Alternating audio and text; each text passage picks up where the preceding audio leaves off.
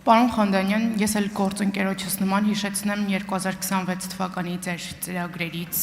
մեկը, որտեղ ասում եք, որ նախատեսում եք Սփյուռքի պետականամետ կազմակերպությունների համաժողով իրականացնել։ Այստեղ հարց. ովքեր են որոշում պետականամետության չափորոշիչները, ով եւ ինչպես է որոշում այդ չափորոշիչները, ու արդյոք կրկին չեք առաջնորդվելու, օրինակ, այն սկզբունքով, որ իշխանամետ կազմակերպությունները պետականամետ են, իսկ ոչ իշխանամետ կազմակերպությունները ոչ պետականամետ։ Եվ ես այս հարցը բարձրաձայնում եմ ոչ թե խիստ մտահոգված եմ, որ այս համաժողովը իրականանա, թե ոչ, այլ խիստ մտահոգված եմ ձեր իշխանության դիրքորոշումով Սփյուռքի նկատմամբ։ Ասեմ ինչու, որովհետև Սփյուռքը ձեր ծրագրերում հիմնականում մասնագիտական, ձեռնարկատիրական ու երիտասարդական ցանցերի տրամաբանությամբ է ներկայացված։ Արդյոք սա նշանակում է, որ ձեզ համար, Հայաստանի համար Սփյուռքը միայն մարդկային ու տնտեսական ռեսուրս է, թե օրինակ համազգային քաղաքական գործընկեր։ Տիկին Մաթևոսյան, վերջից գալով, եթե կարդաք իրական Հայաստանի գաղափարախոսությունը,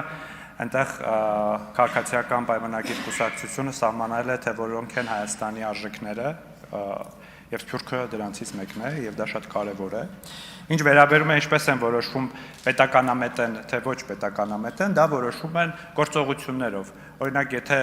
կազմակերպություններ կան, որոնք ոտնձգություններ են անում Հայաստանի Հանրապետության նկատմամբ, օրինակ Միացյալ Նահանգների Հայդատի հանձնախումբը, որը Հայաստանի դեսպանության նկատմամբ ֆիզիկական կամ Հայաստանի դեսպանի նկատմամբ ֆիզիկական ոտնձգություններ անում, դրանք ոչ պետականամետ կարելի է համարել։ Իսկ այն կազմակերպությունները, որոնք պատրաստ են ակտիվորեն ներգրավել Հայաստանի զարգացման օրակարգին, դրանք պետականամետ կազմակերպություններ են եւ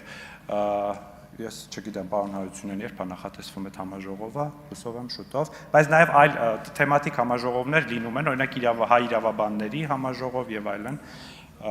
Մենք Սփյուռքի նաև գիտեք, որ Հայաստանի վարչապետը մի նախաձեռնությամբ հանդես եկավ, հրավիրելով աշխարհի լավագույն բուհերում սովորող մեր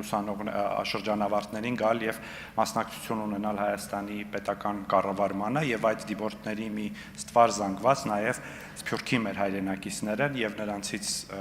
ոմանք կմասնակցեն Հայաստանի Հանրապետության կառավարմանը եւ իրենց ներդրումը կունենան։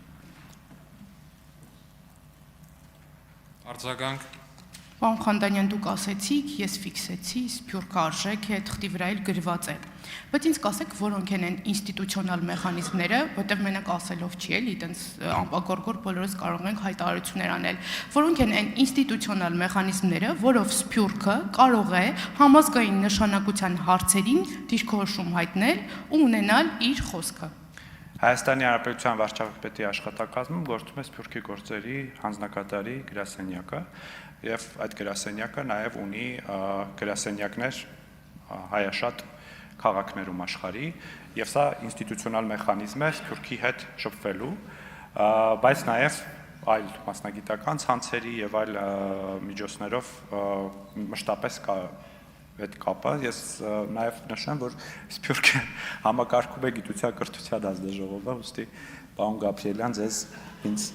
ձեր հարցերից եմ տալիս։